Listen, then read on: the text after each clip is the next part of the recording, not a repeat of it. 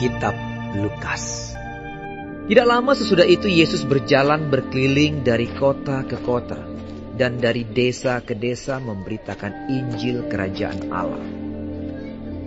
Ke-12 muridnya bersama-sama dengan dia dan juga beberapa orang perempuan yang telah disembuhkan dari roh-roh jahat atau berbagai penyakit, yaitu Maria yang disebut Magdalena yang telah dibebaskan dari 7 roh jahat, Yohana istri Kuza, bendahara Herodes, Susana, dan banyak perempuan lain. Perempuan-perempuan ini melayani rombongan itu dengan kekayaan mereka. Ketika orang banyak berbondong-bondong datang, yaitu orang-orang yang dari kota ke kota menggabungkan diri pada Yesus, berkatalah ia dalam suatu perumpamaan. Adalah seorang penabur keluar untuk menaburkan benihnya. Pada waktu ia menabur, sebagian benih itu jatuh di pinggir jalan, lalu diinjak orang dan burung-burung di udara memakannya sampai habis. Sebagian jatuh di tanah yang berbatu-batu, dan setelah tumbuh, ia menjadi kering karena tidak mendapat air. Sebagian lagi jatuh di tengah semak duri, dan semak itu tumbuh bersama-sama dan menghimpitnya sampai mati. Dan sebagian jatuh di tanah yang baik, dan setelah tumbuh, berbuah 100 kali lipat. Setelah berkata demikian, Yesus berseru, "Siapa mempunyai telinga untuk mendengar, hendaklah ia mendengar." Murid-muridnya bertanya kepadanya apa maksud perumpamaan itu. Lalu ia menjawab, "Kepadamu diberi karunia untuk mengetahui rahasia kerajaan Allah. Tetapi kepada orang-orang lain, hal itu diberitakan dalam perumpamaan, supaya sekalipun memandang, mereka tidak melihat, dan sekalipun mendengar, mereka tidak mengerti." Inilah arti perumpamaan itu. Benih itu ialah firman Allah. Yang jatuh di pinggir jalan itu ialah orang yang telah mendengarnya. Kemudian datanglah iblis, lalu mengambil firman itu dari dalam hati mereka, supaya mereka jangan percaya dan diselamatkan. Yang jatuh di tanah yang berbatu-batu itu ialah orang yang setelah mendengar firman itu, menerimanya dengan gembira, tetapi mereka itu tidak berakar. Mereka percaya sebentar saja, dan dalam masa pencobaan, mereka murtad. Yang jatuh dalam semak duri ialah orang yang telah mendengar firman itu, dan dalam pertumbuhan selanjutnya, mereka terhimpit oleh kekhawatiran dan kekayaan dan kenikmatan hidup, sehingga mereka tidak menghasilkan buah yang matang. Yang jatuh di tanah yang baik itu ialah orang yang setelah mendengar firman itu, menyimpannya dalam hati yang baik dan mengeluarkan buah dalam ketekunan. Tidak ada orang yang menyalakan pelita, lalu menutupinya dengan tempayan, atau menempatkannya di bawah tempat tidur. Tetapi ia menempatkannya di atas kaki dian, supaya semua orang yang masuk ke dalam rumah dapat melihat cahayanya. Sebab tidak ada sesuatu yang tersembunyi yang tidak akan dinyatakan, dan tidak ada sesuatu yang rahasia yang tidak akan diketahui dan diumumkan. Karena itu, perhatikanlah cara kamu mendengar. Karena siapa yang mempunyai, kepadanya akan diberi. Tetapi siapa yang tidak mempunyai, daripadanya akan diambil juga apa yang ia anggap ada padanya. Ibu dan saudara-saudara Yesus datang kepadanya, tetapi mereka tidak dapat mencapai dia karena orang banyak. Orang memberitahukan kepadanya, "Ibumu dan saudara-saudaramu ada di luar dan ingin bertemu dengan engkau." Tetapi ia menjawab mereka, "Ibuku dan saudara-saudaraku ialah mereka yang mendengarkan firman Allah dan melakukannya." Pada suatu hari Yesus naik ke dalam perahu bersama-sama dengan murid-muridnya, dan ia berkata kepada mereka, "Marilah kita bertolak ke seberang danau." Lalu bertolaklah mereka.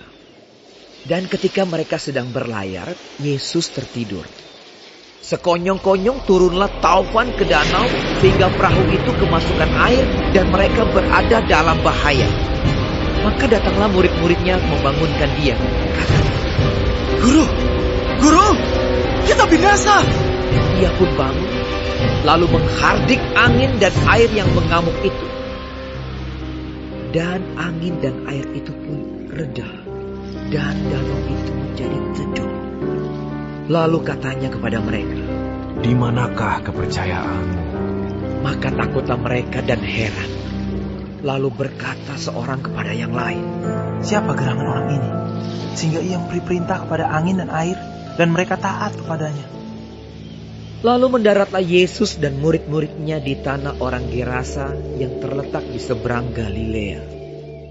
Setelah Yesus naik ke darat, datanglah seorang laki-laki dari kota itu menemui dia.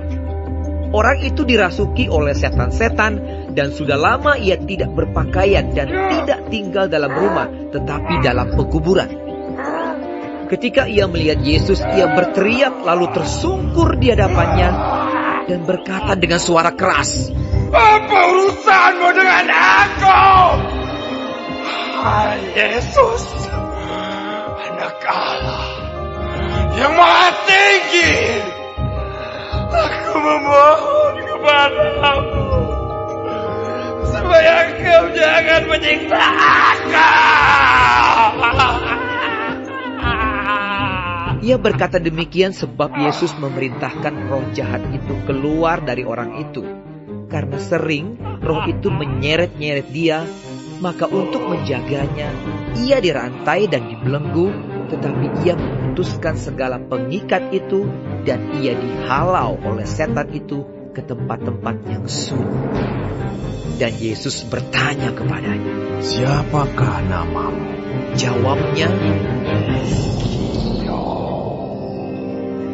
karena ia kerasukan banyak setan. Lalu setan-setan itu memohon kepada Yesus supaya ia jangan memerintahkan mereka masuk ke dalam jurang maut.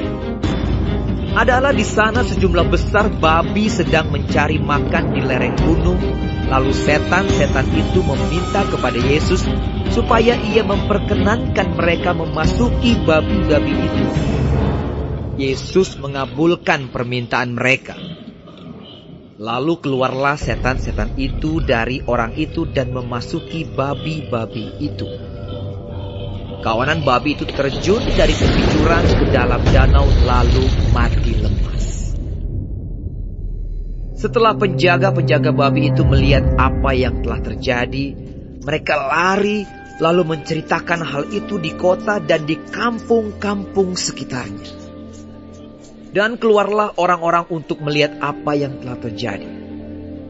Mereka datang kepada Yesus dan mereka menjumpai orang yang telah ditinggalkan setan-setan itu duduk di kaki Yesus.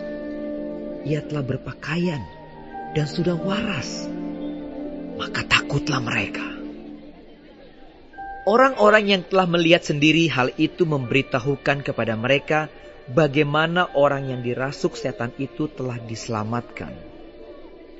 Lalu seluruh penduduk daerah Gerasa meminta kepada Yesus supaya ia meninggalkan mereka, sebab mereka sangat ketakutan. Maka naiklah ia ke dalam perahu lalu berlayar kembali. Dan orang yang telah ditinggalkan setan-setan itu meminta supaya ia diperkenankan menyertainya. Tetapi Yesus menyuruh dia pergi, katanya, "Pulanglah ke rumahmu dan ceritakanlah segala sesuatu yang telah diperbuat Allah atasmu." Orang itu pun pergi mengelilingi seluruh kota dan memberitahukan segala apa yang telah diperbuat Yesus atas dirinya. Ketika Yesus kembali, orang banyak menyambut dia sebab mereka semua menanti-nantikan dia. Maka datanglah seorang yang bernama Yairus. Ia adalah kepala rumah ibadat. Sambil tersungkur di depan kaki Yesus, ia memohon kepadanya supaya Yesus datang ke rumahnya.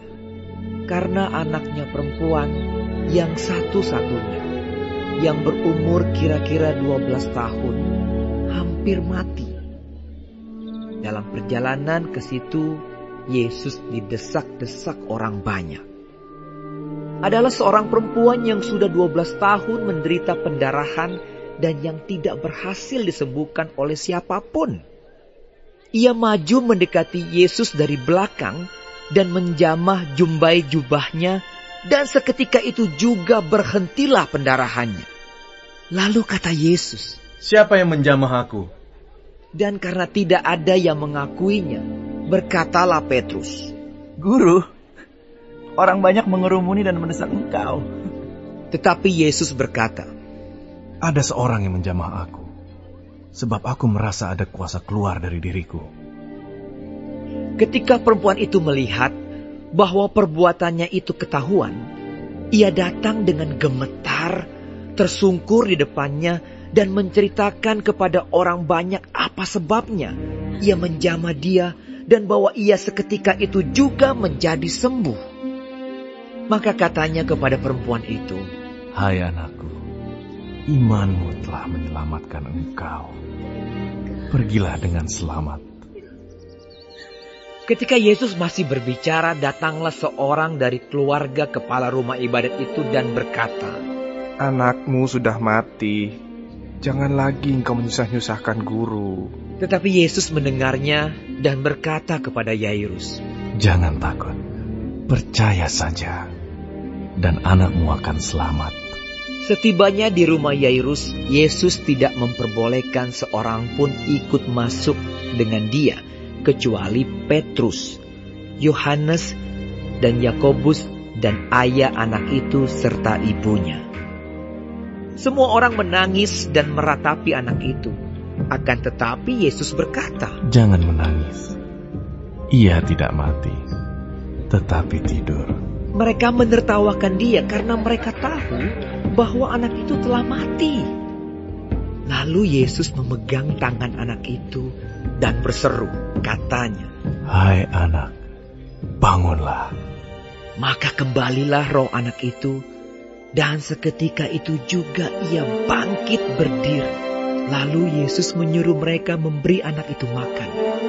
Dan takjublah orang tua anak itu. Tetapi Yesus melarang mereka memberitahukan kepada siapapun juga apa yang terjadi itu.